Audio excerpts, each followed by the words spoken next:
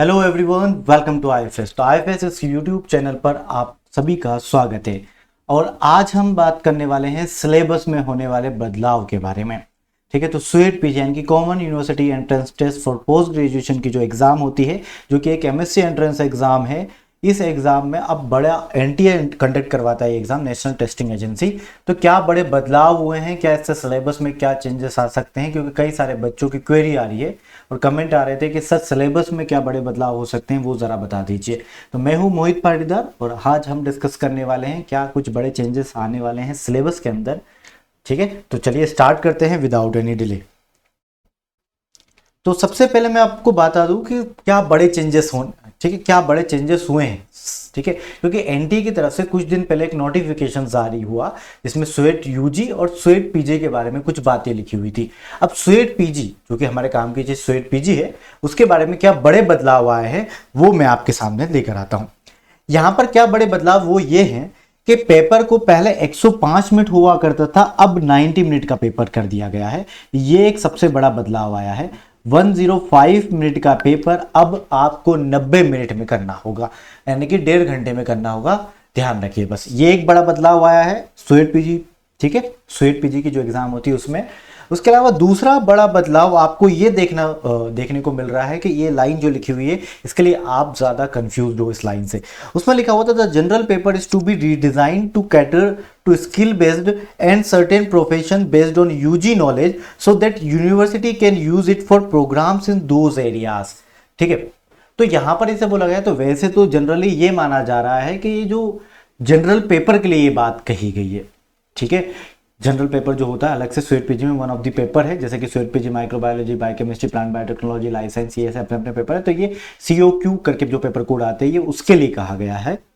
But ठीक है, तो इस पे प्रॉपर क्लेरिफिकेशन, ठीक है, 26 दिसंबर के पहले पहले आ जाएगा।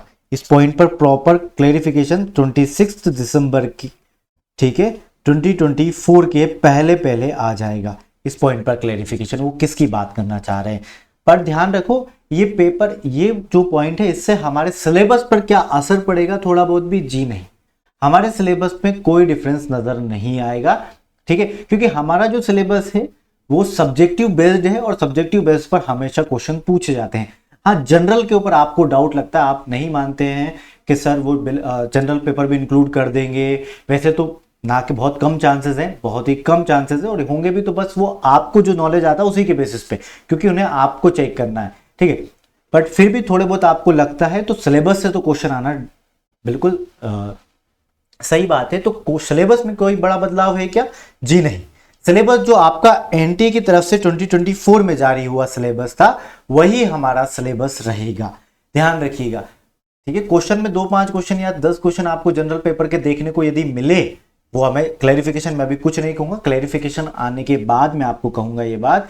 ठीक है, यदि अभी हम बस सोच सकते हैं, आपको लग भी रहा है, तो मेनली ज्यादातर क्वेश्चन किससे पूछे जाएंगे, मैक्सिमम क्वेश्चन आपके सब्जेक्टिव होंगे। तो हमें इस सिलेबस पर फोकस करना है। जैसे कि लाइफ साइंस के सिलेबस में टोटल 8 यूनिट है, ठीक है, टोटल 8 यूनिट, तो इन्हीं से क्वेश्चन आएगा। ठीक है, फिर मैं आपको बताऊं माइक्रोबायोलॉजी में, ठीक है, तो माइक्रोबायोलॉजी में ये टोटल 8 यूनिट्स हैं, इनसे क्वेश्चंस पूछे जाएंगे मेनली। तो आप ये भूल जाइए कि 60, ठीक है, मैं आपसे कहूंगा कि जनरल पेपर आ भी गया तो उसमें 80% उसमें रोल रहेगा आपका, यही इसी का। आ भी गया, थोड़ा बहुत जो 2-5-10% चांसेस आपको नजर आ रहे हैं, नहीं आया तो 100% इसी का रोल रहेगा सब्जेक्ट पेपर में।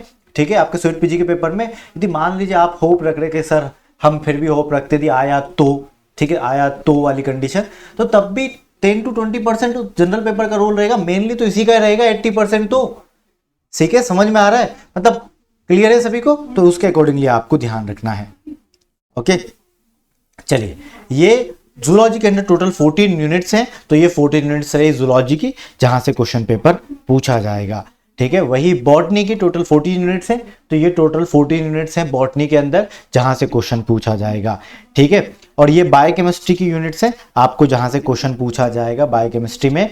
ठीक है, बस ध्यान ये रखना है कि आपको इन सभी के लिए प्रिपरेशन करना चाहते हो तो रिकॉर्डेड कोर्स अवेलेबल है आईएफएस की तरफ से, स्वेट पीजी का रिकॉर्डेड कोर्स अवेलेबल है स्वेट पीजी का, ध्यान रखिएगा। ठीक है, डेडिकेटेड रिकॉर्डेड कोर्स है ये। ठीक है, डेडिकेटेड रिकॉर्डेड कोर्स है स्वेट पीजी के लिए। ओके एवरीवन, यदि आप ज़्यादा अपडेट चाहते हो, for more offers and update, आप हमारी वेबसाइट भी विजिट कर सकते हो। और आप क्वेश्चन प्रैक्टिस करना चाहते हो, पीवाईक्यू को डाउनलोड करना चाहते हो, या फिर इस सिलेबस को देखना चाहते हो प्रॉपर इन डेप्थ मैनर में, ठीक है, तो आप हमारा ऐप डाउनलोड करिए या फिर आप हमारी वेबसाइट विजिट करिए। वहाँ पर टोटली फ्री ऑफ कॉस्ट आपको ये सब चीज़ें देखने को और डाउनलोड करने को मिलेगी, ठीक है। इसी के साथ साथ we are result oriented institute, आपको हमारी वेबसाइट पर हमारा रिजल्ट भी दिखाई देगा। आप ऐसे इंस्टीट्यूट को सिलेक्ट कीजिए जो रिजल्ट ओरिएंटेड हो। और अभी तक आपने आईएफएस का ऐप डाउनलोड नहीं किया है तो प्लीज़ डाउनलोड अवर ऐप, ये iOS और एंड्रॉयड डिवाइस दोनों के लिए, ठीक है, अवेलेबल है। Thank you so much. मैं हूं Mohit Patidar, signing off. Bye bye, take care and happy learning. I hope ये वीडियोस जो मेरी तरफ से आते हैं आपको बेहद पसंद आए होंगे, तो चैनल को सब्सक्राइब और लाइक ज़रूर कीजिएगा वीडियो को। That's all from my end, thank you so much everyone. Bye bye, take care and happy learning. मिलते हैं नेक्स्ट वीडियो में।